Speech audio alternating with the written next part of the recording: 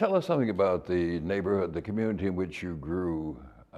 What figures there or institutions there molded you and shaped you? Who are the people and things that created whom you are today?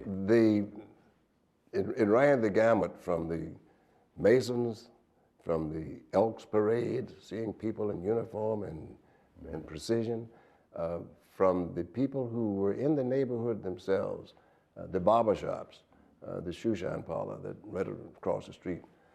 They always encouraged those of us who were younger to get education.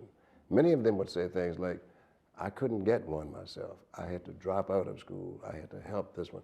Don't you end up like I ended up. You get smart. Don't pay any attention to other people telling you things that you can't do.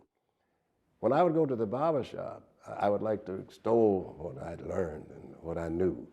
And people would bet on me. The older guys would say, well, this kid's saying something, and we'll bet on it, whether it was a sports thing or whether it was a political thing.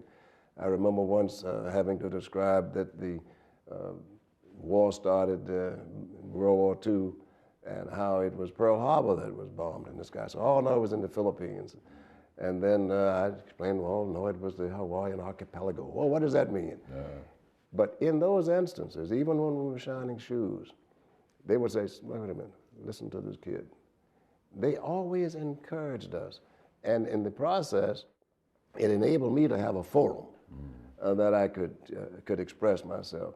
Today, we don't have that. We don't have that exhortation. We don't have that encouragement. We don't have people telling you, look, you've got to get an education, because if you don't, you're going to be lost.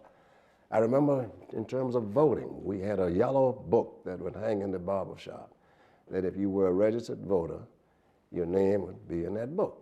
And this was put out by the Richmond Crusade for Voters years ago.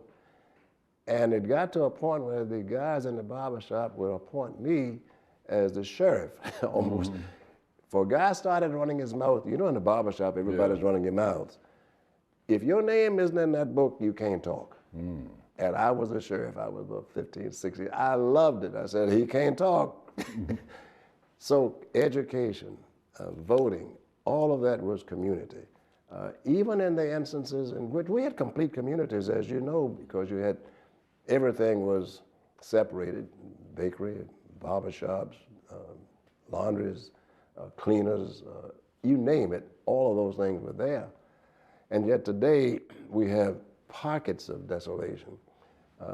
We had a loving community, and people cared about those youngsters like myself who were in that community. So we belonged to the community, and the community belonged to us. We could go in anyone's homes and eat. You didn't lock the doors, you didn't lock the screens, and people would feed you.